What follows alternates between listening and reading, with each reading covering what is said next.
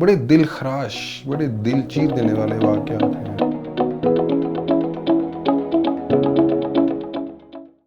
السلام علیکم، حاضر خدمت ہوں ایک اور موضوع کے ساتھ۔ آج کی گفتگو کافی پریسنگ ہے، سٹریسفل ہے تھوڑی سی۔ پاکستان، انڈیا اور اس طرح کے کچھ ممالک کے لوگوں کا ایک بڑا مسئلہ وہ ملک سے باہر جانا ہے جاب کے لیے، اسٹڈی کے لیے۔ لیکن اس مسئلے کا حل ایجنٹوں کے پاس یقیناً نہیں ہے۔ کچھ دن قبل ایک میسج موصول ہوا، اس میں کچھ بہت زیادہ ڈسکرپشن تھی، لیکن ایک ویب سائٹ کا لنک موجود تھا۔ میں آپ لوگوں کو وہ لنک دکھانا چاہتا ہوں۔ یہ ہے جی وہ اس ویب سائٹ کا لنک جو مجھے موصول ہوا۔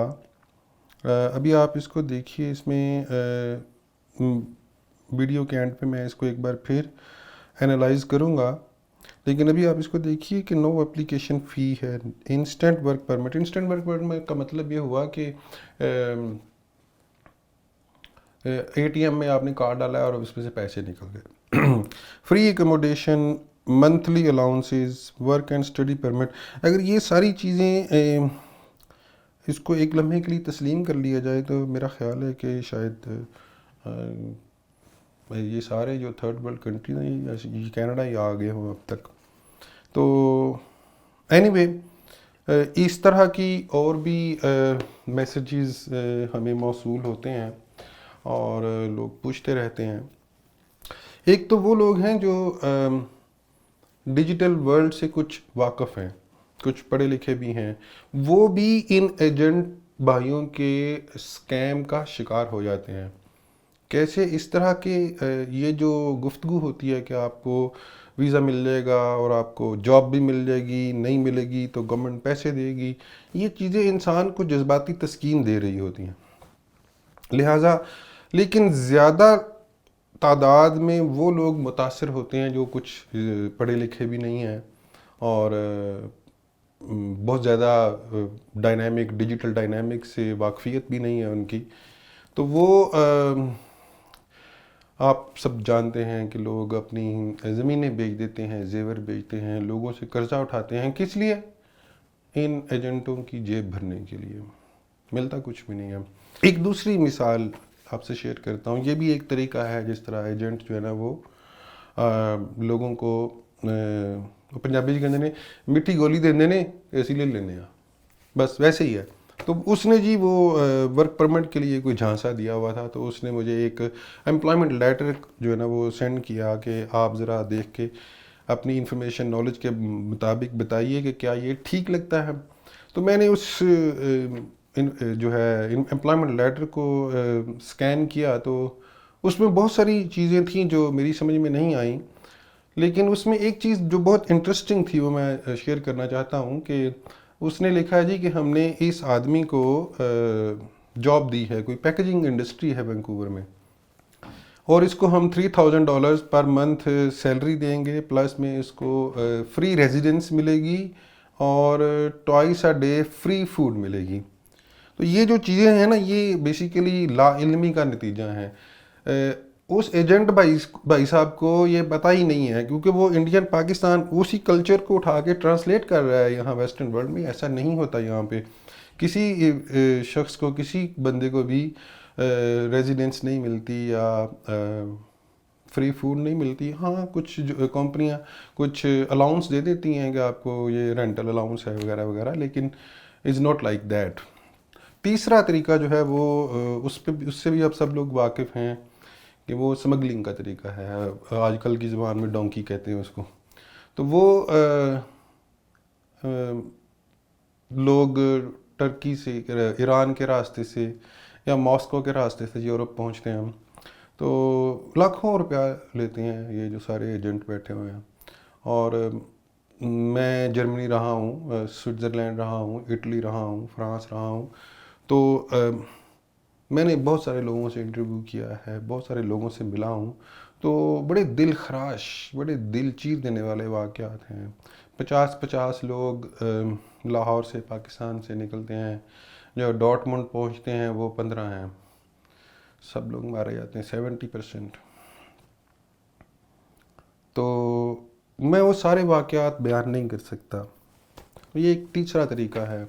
تو یہ کسی نہ کسی طریقے سے آپ کو ہم کو ہمارے بہن بھائیوں کو لوٹنے کا سامان تیار کرتے رہتے ہیں. اب اگلی بات یہ ہے کہ کینیڈا لیگل طریقے سے آپ کیسے آ سکتے ہیں.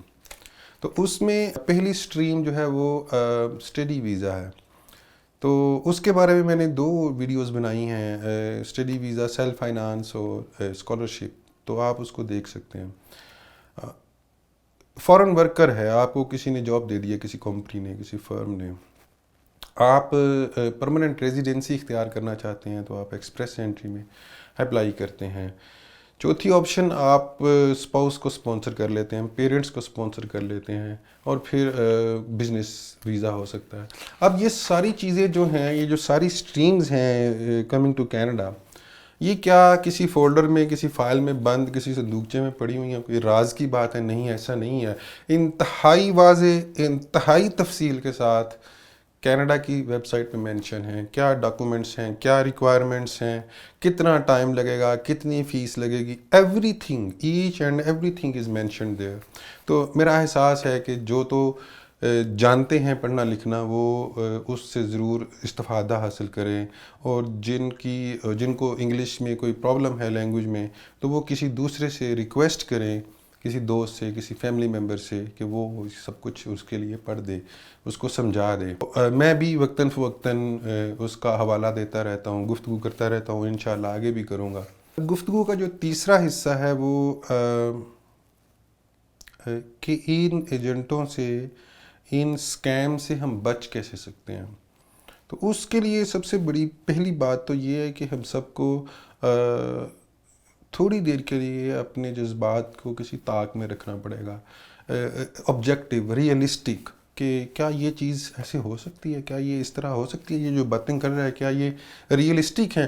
تو میں اس کو سٹیپ بائی سٹیپ بیان کر دیتا ہوں. مثال کے طور پہ پہلی بات یہ ہے کہ جو ابھی ہم نے تھوڑی دیر پہلے ویب سائٹ دیکھی ہے، تو ہم اس ویب سائٹ پہ واپس جاتے ہیں اور دیکھتے ہیں کہ اس میں کیا کیا چیزیں ہیں جو لیجٹ نہیں ہیں، جو ریئلسٹک نہیں لگ رہی، یا کیا کیا پرابلمز ہیں اس ویب سائٹ کی. Let's analyse. یہ ویب سائٹ کھل گئی. سب سے پہلی بات یہ ہے کہ یہ کنیکشن سیکیور نہیں ہے، اس میں یہ ناٹ سیکیور لکھا ہوا ہے. ٹھیک، تو یہ اس کا مطلب ہے یہ کنیکشن سیکیور نہیں ہے. اس کے بعد آگے چلتے ہیں. آگے چلیں تو یہ دیکھیں، یہ جو چیزیں ہیں نا ساری، یہ ساری کی ساری چیزیں ان ریئلسٹک ہیں. اپلیکیشن فی نہیں ہے، سارے کینیڈین ویزے کی اپلیکیشن فی ہے. انسٹنٹ ورک پرمٹ نہیں ملتا، فری اکاموڈیشن کہیں بھی نہیں ہے. جو یہاں کے ریزیڈنٹس ہو جاتے ہیں، ان جو ویلفیئر اسٹیٹ میں جو گورنمنٹ سپورٹ کرتی ہے، اس پہ بھی فری نہیں ہوتی. یہ تو خیر بہت آگے کی بات ہے، کبھی تفصیل سے موقع ملا تو ذکر کریں گے، لیکن یہ اس میں بھی فری نہیں ہے. منتھلی الاؤنس یہ بھی صرف سٹیزنز کو ملتا ہے، اور وہ بھی ایک خاص اس کا کرائٹیریا ہے. Work and study permit. تو یہ ساری چیزیں ہیں جو ریئلسٹک نہیں ہیں. اب آپ اس کو دیکھ لیں تو یہ اس کا، ابھی آپ اس میں جائیں گے، یہ پیج پہ، یہ ای میل اس پہ، یہ کوئی پیج نہیں اوپن ہوتا، صرف یہی ایک ہی پیج اوپن رہتا ہے. ٹھیک، تو آپ دیکھیں کہ ویب سائٹ میں اٹ سیلف کتنے فلاز ہیں. اچھا، ایک اور بات ہے کہ آپ کوئی بھی، آپ کو ویب سائٹ اگر ویئرڈ لگ رہی ہے نا، تو آپ اس کو اسکیم ایڈوائزر پہ چیک کر لیتے ہیں. تو یہ اسکیم ایڈوائزر ہے، یہ میں آپ کو دکھا دیتا ہوں. یہ آپ کو ویب سائٹ کی کریڈیبلٹی بتا دیتا ہے. اب آپ دیکھیں کہ یہ اس کا 5 سکور ہے، 5 آؤٹ آف 100. تو اس کی کریڈیبلٹی، تو anything that is above 80 can be credible, اس کا ٹرسٹ سکور اچھا ہے. تو آپ دیکھ لیں کہ اس کی کوئی کریڈیبلٹی نہیں ہے. اب آپ اس کو ڈیٹیل سے اسٹڈی کرنے کا موقع نہیں ہے اس رپورٹ کو، نہیں تو میں بتا دیتا. تو اس لیے یہ جو ہے نا کہ آپ سائٹ، ای میل کہاں سے آئی ہے. اچھا چلیں، یہ ایک بات تو ہو گئی. اب نیکسٹ ہے جی کہ آپ کو اگر کوئی ای میل آئی ہے تو کہاں سے آئی ہے. کینیڈا کا کوئی بھی جو امپلائی ہے، ویزا آفس کا امپلائی، ہوم آفس کا، وہ جی میل، یاہو، ہاٹ میل کچھ یوز نہیں کرتا ہے. تو آپ نے جو بھی انفارمیشن ہے اس کو کینیڈین امیگریشن کی ویب سائٹ کے ترازو میں رکھ کے دیکھنا ہے کہ وہ کیا کہہ رہے ہیں. کیا یہ انفارمیشن وہاں پہ موجود ہے؟ اگر نہیں ہے تو پھر اس پہ غور کرنے کی ضرورت نہیں ہے. اپنے پیسے، اپنا وقت، اپنے ریسورسز ضائع مت کیجیے. اس میں چھوٹی چھوٹی سی بہت ساری چیزیں ہیں کہ کچھ لوگ یہ کہیں گے جی کہ پروسیسنگ فی نہیں ہے، تو کینیڈا کے ہر ویزے کی پروسیسنگ فی ہے. کچھ لوگ یہ کہیں گے جی کہ آپ کو اسپیشل ڈیلز مل جاتی ہیں، تو اسپیشل ڈیلز کسی کو بھی نہیں ملتی. اور پھر آپ سب لوگ جانتے ہیں کہ ڈیجیٹل ورلڈ ہے، سب کچھ انٹرنیٹ پہ موجود ہے. آپ انٹر کریں گے سب کچھ نکل آئے گا. تو آپ سب کچھ ویریفائی کر سکتے ہیں. ایون میں نے آپ بار بار ذکر کرتا ہوں کہ جو کینیڈا کی امیگریشن کی اپنی سائٹ ہے اس پہ سب کچھ مینشن ہوتا ہے.